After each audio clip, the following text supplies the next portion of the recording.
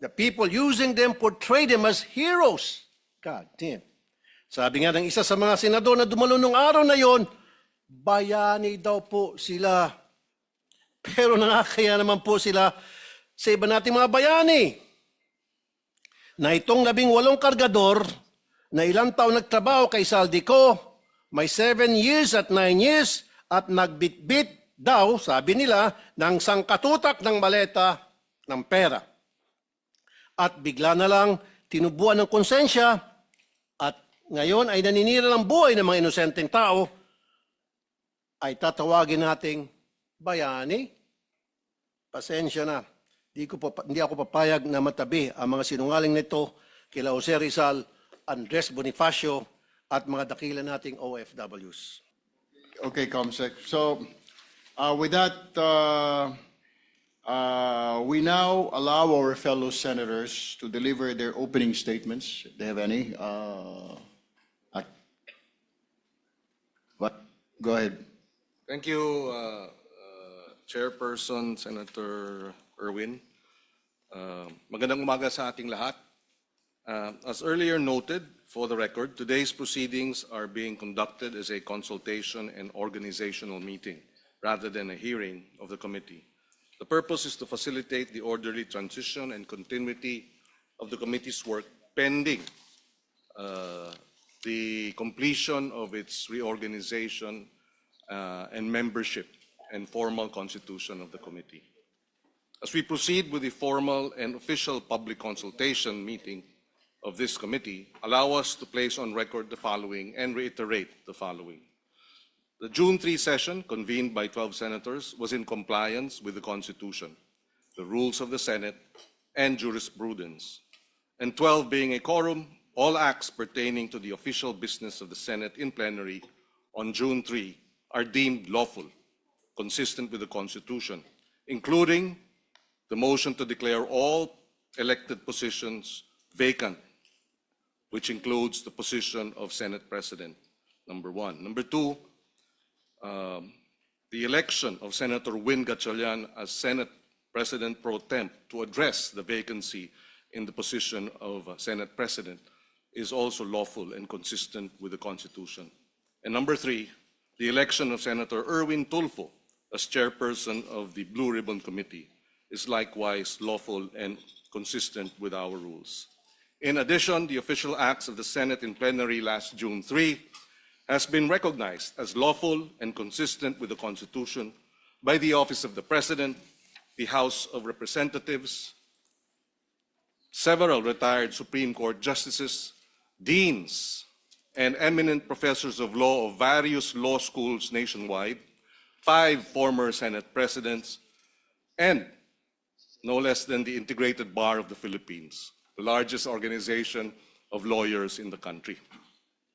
As such, we reiterate, therefore, that the so-called Blue Ribbon Committee hearing conducted last Thursday, June 4, was illegal, void ab initio, and had no binding effect. It is in this context that today's public consultation and organizational meeting of the Blue Ribbon Committee is being called to order. And we hope that with this proceedings, we will be able to get to the bottom of the truth behind the allegations earlier presented. Thank you, Mr. Chairman, and I yield the floor. Thank you, Senator Pangilinan. We now go to our acting Senate President, Senate Pro Tempore, Win Gatchalian. Maraming salamat, Chairman, and let me acknowledge and thank our Chairman, Chairman Erwin Tulfo, for calling this hearing/consultative meeting.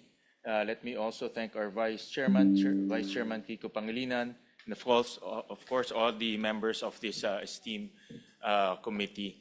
Unang-una sa lahat po, nakakadismaya na hindi po umattend yung 18 bodyguards, yung kanilang abogado na si Attorney Baligod at si Ginoong Mike Defensor dito sa ating patawag. Ito po ay opisyal na patawag. Nag-release po ang Blue Ribbon Secretariat ng official na invitation.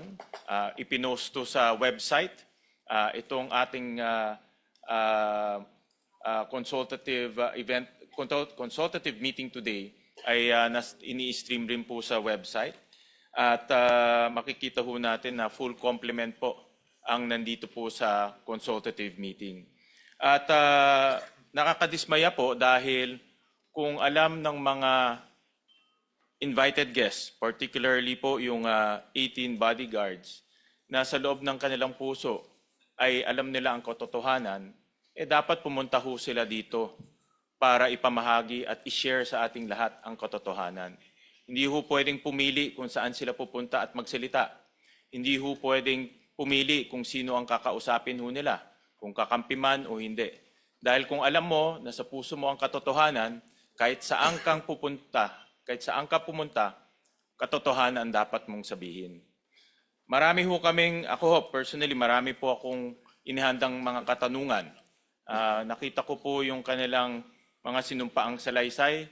Marami po akong gustong itanong dahil marami po akong nakikitang inconsistency, gaps, at gusto kong malinawan itong mga inconsistencies at gaps. Nagprepara ho tayo para makausap po sila at para po maging patas ang pagdinig ho natin ngayong umagang ito. Pero sa ganitong sitwasyon, ako po personal na nadidismaya dahil hindi ho tayo nagkaroon ngayon ng pagkakataon para matanong sila at lalong klaruhin yung mga kanilang isinasabi itong mga nakaraang mga panahon. Sa alam ko marami silang inikutan na iba't ibang venue para magsalita. Pero ito po yung pinakamahalagang venue para po ilahad ang katotohanan. So sa ganitong punto, ako po yung nagpapasalamat po sa ating chairman sa kanyang paghahanda dito sa ating aktibidad ngayong araw na ito. At nagpapasalamat po ako sa lahat ng ating mga kasamahan dahil nagbigay ho sila ng oras at naghanda sila, no, para harapin po itong mga 18 bodyguards na marami pong sinasabi tungkol po sa iba't iba pong mga personalidad. Maraming salamat po. Maraming salamat po, Senator Pro Tempore, Acting Senate President Wayne Gatchalian. We'd also like to acknowledge the presence of our colleague, Senator JV Ejercito, Senator Bam Aquino, Senator Tito Soto, and Senator Risa Ontiveros. Salamat, Chair. We now, I believe Senator Rafi has a statement. Thank you, Mr. Chair. Mr. Chair, it took all my energy to not to gate crush the live selling that happened here last June 4. The way it happened, the way it was handled, the statements being made. Gusto ko lang talagang pumunta dito, hindi man po ako invited doon sa conference nila na yon. I waited for today's hearing to confront the resourceful persons they presented. Let me call on them 18 kargador. Kasi nga po, nagkakarga sila ng mga mali-maletang pera, sabi nga nila. Yung po talagang trabaho nila, taga-bitbit, taga-karga ng maleta. Una, sino ba itong 18 kargador ng mga maleta? Saan ba sila galing? We cannot simply bring in people sa Blue Ribbon Committee na nag-aakusa na mabibigat na paratang nang hindi man lang nalalaman kung karapat-dapat ba sila paniwalaan. Kasi simulang-simula pa lamang po na tinawag silang 18 Marines, may paglilinlang na agad. Yung bansag na 18 Marines sa isang paraan upang pabanguhin sila sa publiko. Matik po kasi yan. Pag sinabing Marines, iba po ang respeto ng mga tao. Pero hindi naman po silang lahat ay dating Marines. At mahigit kalahati sa kanila ay discharged without honors or dishonorably discharged from service for various offenses. Ibig sabihin, palpak sila. Tulad ng pagiging AWOL o absent without leave. Why is this information very important? Because for people to believe their allegations, it must come from a credible and reliable source. And so, the people using them portray them as heroes. God damn. Sabi nga ng isa sa mga senador na dumalo nung araw na yon, bayani daw po sila. Pero nakakaya naman po sila sa iba nating mga bayani na itong 18 kargador na ilang taon nagtrabaho kay Saldico, may 7 years at 9 years at nagbitbit daw, sabi nila, ng sangkatutak ng maleta ng pera. At bigla na lang tinubuan ng konsensya at ngayon ay naninira ng buhay ng mga inosenteng tao, ay tatawagin nating bayani. Pasensya na. Hindi ako papayag na matabi ang mga sinungaling nito kila Jose Rizal, Andres Bonifacio at mga dakila nating OFWs. At dito papasok ang pangulo kong punto. Hindi lang po ang kredibilidad ng 18 kargador ang kaduda-duda. Ang mismong testimonya nila ay nakakapagtaka. Lumabas na po ang ilan sa mga ito sa balita, pero pasadaan lang po natin. Let me show some video clips of the hearing. Video 1. Si Father Flavi ay hinatiran ko ng pera doon sa Mindanao Ab. Isang sobre yun, sir. Anong lugar po yon? Sa Mindanao Ab, sa mismong simbahan niya, sir. Sa may gilid ng kalsada. Bakit po kayo nagdala ng pera doon sa pare? Kasi sir, hindi ko ano sir, kung pang ano nila yun sir eh. Basta nagdala na kami ng pera sir, tapos doon sa 33 Maleta din ba dinala mo? isang sobre sir, tapos doon sir, sa 33 Clemente. Baka naman sulat lang pinadala Hindi sa'yo, sir, sobre pera yun. sir, kita ko mismo sir eh. Tapos sa 33 Clemente sir, isang maleta. Kanino? Kay Father Flavi, binuhat ko papunta sa sakyan niya. Tapos yung suot niya sir, itim na pangpare. Sagot naman ni Diocese of Cubao Bishop Elias Ayuban Jr., there is no church entrusted to the Society of the Divine Word on Mindanao Avenue or anywhere in its vicinity. Pangalawa, iPhone time travel. 2024 pa lang, wala pang iPhone 16e noong 2024. Pumutok yung flood control po, 2024. Nakapagsalita na po dito si Master Sergeant Orly Gutisa. Ngayon, maraming nagliligaw sa amin. Ano po? Ano po? Nililigawan po kami na hindi na po kami magsalita. Yung lahat ng cellphone po namin, ibibigay po sa kanila. Sa anong dahilan? Papalitan po ng mga bago po, iPhone po. Ano bang klase yung mga cellphone nyo? Nokia? iPhone 16. So papalitan nila ng mas maganda. Yes, Your Honor. Alam ninyo yung dahilan kung ba't nila gagawin yon? Kasi nandun yung mga picture namin, Your Anong klase ng cellphone para ma-record?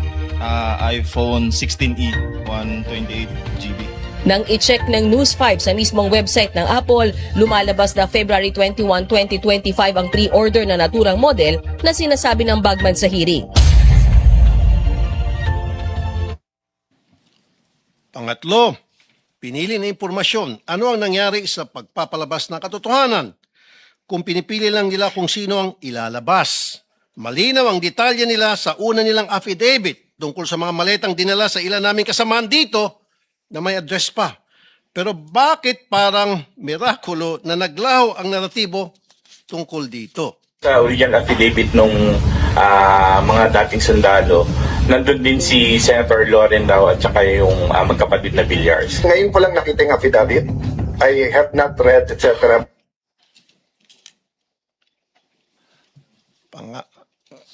Pangapat, aking pinasilip ang lugar na yon sa Makati. Video 4. Money changing. Nag-advise po si boss, magpapalit kami ng piso to dollar na 2 maleta doon sa Makati po. Bibili kayo ng US dollar. Yes, Your Honor. Dinala po namin ito sa Per Bank Makati, Salcedo Village po. Dalawang maleta worth of 50 to 60 M po ang laman. Aking pong pinasilip ang lugar na yun sa Makati at walang record ng money changer sa Pearl Bank Building. Dapat po makumpirma ito. At syempre, nandyan din po ang mga kaduda-dudang testimonya nila laban kay Senator Soto na pinabulaanan niya na dahil nga matagal ng patay ang sinasabi nilang si E.A. Mark. or executive assistant, Mark. At ang pagbawi nila ng aligasyon tungkol kay Representative Laila de Lima na noong mga panahon na yun ay hindi pa kongresista at nakakulong pa. At sabi ni Ombudsman Boying Rimulya, ang isang letrato ay delivery na nangyari noong panahon ni Speaker Lord Velasco pa. And so I come to my third point, because it seems that some of the information from these 18 porters or cargador are fed. They have a hard time telling their story on their own. Kung papanoorin mo ang live selling nila noong Webes, hirap silang ikwento ang kanilang naratibo. The presiding officers of that conference were coaching and leading the resourceful persons. Pag medyo nagkakamali, siyempre, inaayos ng mga presiding officers ang testimonya. Minsan si Attorney Baligod na, hindi naman involved sa pagbitbit ng baleta, ay siyang tumitistigo tungkol sa nangyari. Wala naman siyang personal knowledge. Ika-4 na punto, nais ko pong humingi ng dispensa sa ating mga Senate media. Bilang broadcaster at kasapi ng media, masakit po tuwing nababansagan ng ilan sa atin na bayaran kasi nasisira po ang propesyon natin. Pero itong pagsisigawan na bayaran ng karamihan sa atin, dito sa lugar na tinawag nyo ng tahanan at buong puso nyong pinoprotektahan sa pamamagitan ng makatotohanang pagpapahayag, ay tatawagin kayong bayaran.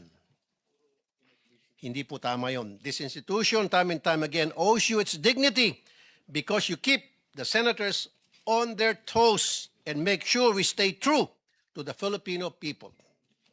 At kay Senator Cayetano, huwag po tayo masyadong demanding. Ano po? Ito magreklamo na wala ka sa front page. Limited po ang front page space ng mga dyaryo. Kaya pili lang po talaga ang nalalagay dyan. Pero hindi ibig sabihin hindi na sila patas.